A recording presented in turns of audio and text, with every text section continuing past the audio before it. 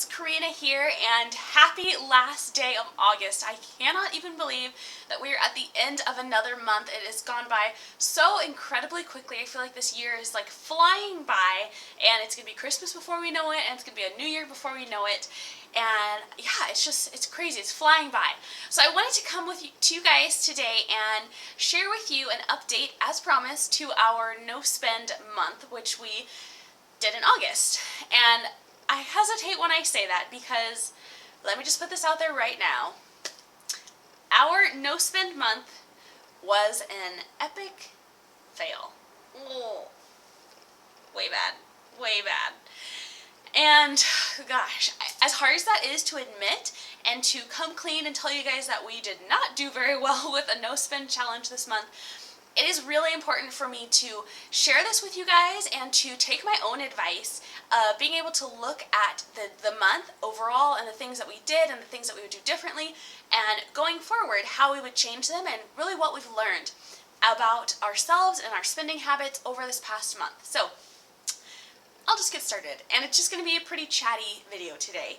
So this month, I think it was poor planning is probably the best way to describe it, because this month was incredibly busy for us. It was probably the busiest month that we've had, I want to say, all year, possibly. We just had event after event after event. There was something every weekend. There were multiple things every weekend. I think we had one weekend where we had like a Saturday or something that we didn't have to go do something.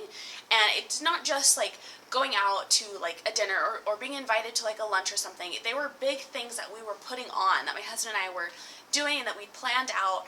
A lot of things were ministry related, but some things were just like personal related and, just kind of in our personal lives. But overall, I'll be honest, I think honestly like the ministry things were the biggest things, but even those things, even if it is work related, it costs money for us out of pocket, at times, or it can. And the things that we did this month definitely did. One of the things that I did was I put on a girls event. It was the first one we'd ever done, and I just didn't know what to expect as far as costs and things like that. And so we did put out some things, like some spending money on things, but also, other things, like we took a little day trip with my husband's interns who have worked so hard over the past year. We wanted to reward them, and so we all went out on a trip for the day, and that was absolutely awesome. But of course, I ended up spending a little bit of personal money, and it just, you just come across expenses that weren't planned. And so these things were on the calendar for a long time, and I really don't know what, it was poor planning. Because if I had looked at the month and what we had coming up, I would have said, okay, I don't think that we can really truly do a successful no spend challenge this month. However, we just went for it anyway, and kind of after like the first week of August was when everything started happening and catching up with us, and I realized how busy the month was truly going to be.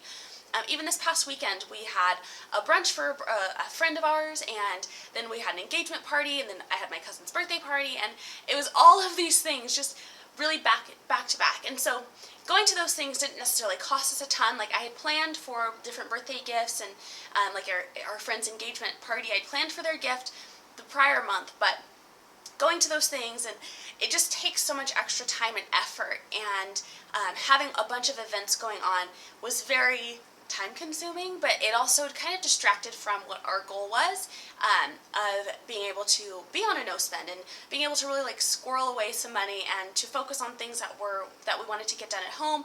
I didn't get done like any projects. I don't think I cleaned all month. Like we barely went to the grocery store. Like it was pretty bad. So overall, it was just an incredibly busy month, and our finances, I think, definitely suffered from that. But I will say the one bright side, and obviously we had a lot of fun and we did a lot of great things this month. So all of those things aren't bad things. Like we had an incredible month, a really full month, not only, just with activities, but really a fulfilling month too. So that was really great. But I think the biggest takeaway that I've learned from this, from doing a no spend month and having it just be so crazy and busy, is that I've really placed a lot of value and just a lot of, value on the cash envelope system. And so tweaking that and having things be a little bit different totally threw us off. And it's really taught me that we've become very, very disciplined in our spending, and that we spend when everything, like when things have a name. Like we name every dollar, and every dollar has a job. And so if we don't assign every dollar a job, it becomes very hard to see like what the dollars are for, where they're going, etc. So it's placed and really reaffirmed for me the fact that the cash envelope system does work for us, that it is the most effective way for us to not only budget our money, but also tackle our debt and know exactly what is coming in, what's going out, what's going where.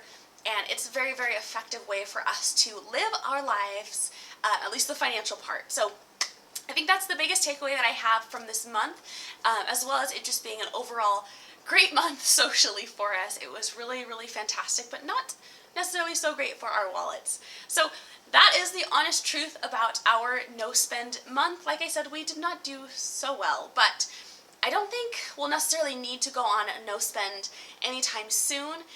Like I said, we really do stick to our cash envelopes when we are working them, and we've been working them pretty much all year except for this month, and this was probably the worst financial month we've had in a while. So that is a huge sign for us, and just a really good motivator and encourager that our system, that the plan that we've been on really does work. So I want to encourage you, you don't have to do things that seem popular or what everyone else is doing.